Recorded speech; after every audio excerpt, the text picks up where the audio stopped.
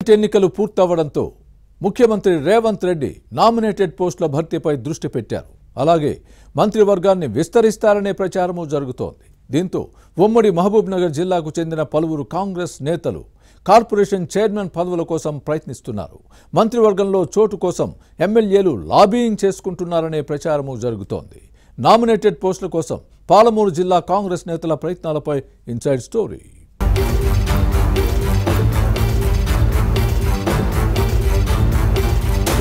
ఉమ్మడి పాలమూరు జిల్లా కాంగ్రెస్ నేతల్లో నామినేటెడ్ పదవుల సందడి మొదలైంది.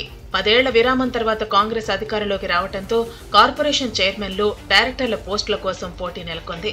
లోక్సభ ఎన్నికలు పూర్తవడంతో ఎవరికి వారు ప్రయత్నాలు చేసుకుంటున్నారు. పార్టీ కోసం కష్టపడిన నేతలంతా ఈసారి తమకు తప్పకుండా అవకాశం వస్తుందని ఆశాభావంతో ఉన్నారు. పార్లమెంటు ఎన్నికల్లో నేతల పనితీరు ఆధారంగానే పదవులు ఇస్తారనే ప్రచారం జరుగుతోంది. పోస్టులు పరిమితంగా ఉన్నాయి, కానీ ఆశావహులు ఎక్కువ. దీంతో ఎవరికి దక్కుతుందో అనే అంశంపై ఉత్కంఠ నెలకొంది.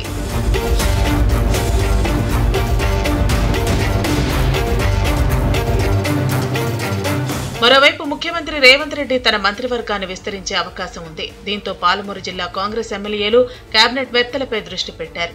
ఉమ్మడి జిల్లా నుంచి కొల్లాపూర్ ఎమ్మెల్యే జూపల్లి కృష్ణారావు కేబినెట్ లో ప్రాతినిధ్యం వహిస్తున్నారు. మరొకరికి ఛాన్స్ ఉంటుందని భావిస్తున్నారు.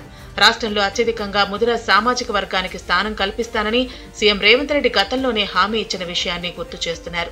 దీంతో మక్తల్ ఎమ్మెల్యే వాకిటి శ్రీహరి ఆశలు పెట్టుకున్నారు. ఇక అసెంబ్లీ ఎన్నికల్లో అలంపూర్ నుంచి ఓడిపోయిన సంపత్ కుమార్ ఏఐసీసీ కార్యదర్శిగా కొనసాగుతున్నారు. పార్లమెంటు ఎన్నికల్లో నాగర్ కర్నూల్ టికెట్ ఆశించారు, కానీ చివర్లో మరోసారి మల్లు రవికే సీటు ఇవ్వడంతో గెలిచారు. అప్పట్లో సంపత్ కు మంచి పదవి ఇస్తామని పార్టీ అధినాయకత్వం హామీ ఇచ్చినట్లు ప్రచారం జరిగింది. ఈ నేతకు పార్టీ లేదా ప్రభుత్వంలో గౌరవప్రదమైన పదవి లభించే అవకాశం ఉందని భావిస్తున్నారు.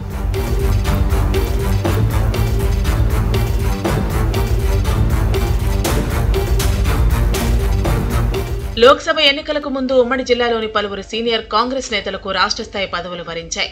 మాజీ మంత్రి చిన్నారెడ్డికి రాష్ట్ర ప్రణాళిక మండలి ఉపాధ్యక్షుడిగా అవకాశం లభించగా, మాజీ ఎంపీ జితేందర్ రెడ్డి ఢిల్లీలో రాష్ట్ర ప్రభుత్వ ప్రత్యేక ప్రతినిధి పదవి పొందారు. రాష్ట్ర మైనార్టీ కార్పొరేషన్ చైర్మన్ గా ఒబేదుల్లా కొత్వాల్ నియమితులయ్యారు. శివసేన రెడ్డికి స్పోర్ట్స్ అథారిటీ చైర్మన్, గురునాథ్ రెడ్డికి police housing corporation chairman, Chintalapalli జగదీశ్వరరావుకు మైనర్ ఇరిగేషన్ కార్పొరేషన్ చైర్మన్ గా ప్రభుత్వంలో అవకాశం దక్కింది.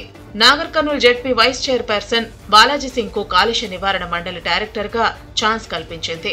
ఇక వీరితో పాటుగా పార్టీని అంటిపెట్టుకుని ఉన్న సీనియర్ నాయకులు హర్షవర్ధన్ రెడ్డి, మహబూబ్ నగర్ జిల్లాకు చెందిన వినోద్ కుమార్, సిరాజ్ ఖాత్రి, సంజీవ్ ముదిరాజులతో పాటుగా ఇటీవల పార్టీలో చేరిన నాయకులు ఎన్పీ వెంకటేష్, నారాయణపేట జిల్లాకు చెందిన ప్రశాంత్ రెడ్డి, గద్వాలకు చెందిన గంజిపేట శంకర్ పదవులు ఆశిస్తున్నారు.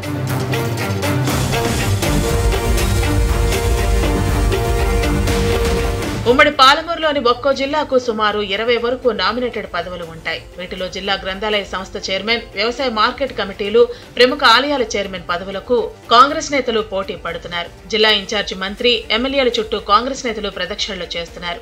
అయితే పార్లమెంటు ఎన్నికల్లో మిశ్రమ ఫలితాలు రావడంతో పదవులు ఆశిస్తున్న వారు కలవరపడుతున్నారు. స్థానిక సంస్థల ఎమ్మెల్సీ ఉప ఎన్నికలో కాంగ్రెస్ అభ్యర్థి మన్నె జీవన్ రెడ్డి ఓడిపోయారు. బీఆర్ఎస్ నుంచి పోటీ చేసిన నవీన్ కుమార్ రెడ్డి నెగ్గారు.